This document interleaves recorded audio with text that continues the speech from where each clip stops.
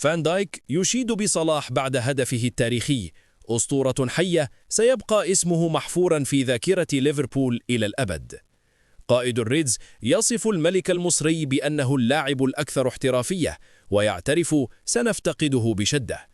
في تصريحات مؤثرة هزت عشاق الريدز، تحدث فيرجيل فان دايك قائد فريق ليفربول عن زميله محمد صلاح بعد هدفه التاريخي في ديربي الميرسيسايد الذي عادل به رقم أسطورة النادي ستيفن جيرارد كأكثر اللاعبين تسجيلا في تاريخ الديربي، 9 أهداف، واصفا إياه بأنه أسطورة حية واللاعب الأكثر احترافية في تاريخ النادي. فان دايك الذي قاد الفريق لتحقيق فوز دراماتيكي على إيفرتون في الوقت بدل الضائع لم يخفي إعجابه الكبير بالنجم المصري، معترفا بأن رحيله نهاية الموسم سيكون خسارة كبرى للفريق، ومؤكدا أن صلاح يستحق كل التقدير وسيبقى اسمه محفورا في ذاكرة ليفربول إلى الأبد. فان دايك: صلاح أسطورة حية لا يصدق. في المؤتمر الصحفي بعد المباراة تحدث فان دايك بإسهاب، مشيدا بقدراته الاستثنائية وشخصيته القيادية داخل غرفة خلع الملابس. محمد صلاح: ماذا يمكنني أن أقول عنه لم يقل من قبل؟ إنه أسطورة حية. ما يفعله في التدريبات وما يقدمه في المباريات إنه أمر لا يصدق. 9 أهداف في الدربي، معادلة رقم جيرارد، هذا ليس شيئا يحدث بالصدفة، هذا دليل على عظمته واستمراريته على أعلى مستوى لسنوات. وأضاف فان دايك بتأثر واضح: شرف لي أن ألعب بجانبه كل هذه السنوات.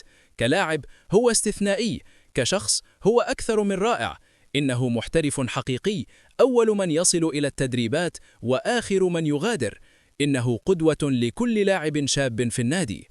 اعتراف مؤثر: سنفتقده بشدة.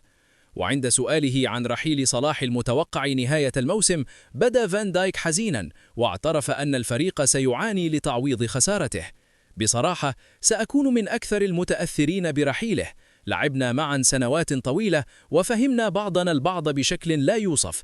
على أرض الملعب نحتاج أحيانا إلى نظرة واحدة فقط لنفهم ما نريد فعله.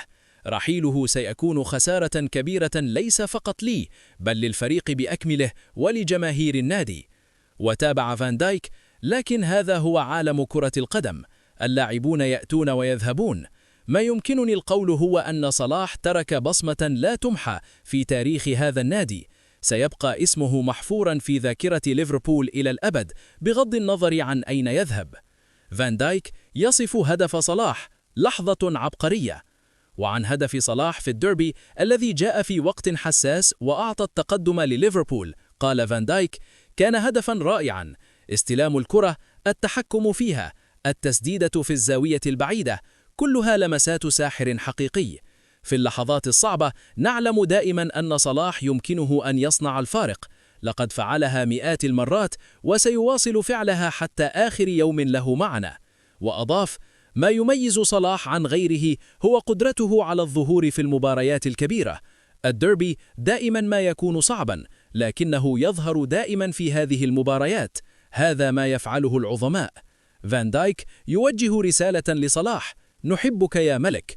وفي لفتة مؤثرة وجه فان دايك رسالة مباشرة لصلاح عبر وسائل الإعلام: أريد أن أقول لمحمد: شكرا لك على كل ما قدمته لهذا النادي، أنت مصدر إلهام للجميع، أنا فخور بأنني لعبت بجانبك، أتمنى لك كل التوفيق أينما ذهبت، لكنك ستبقى دائما في قلوبنا، نحن نحبك يا ملك.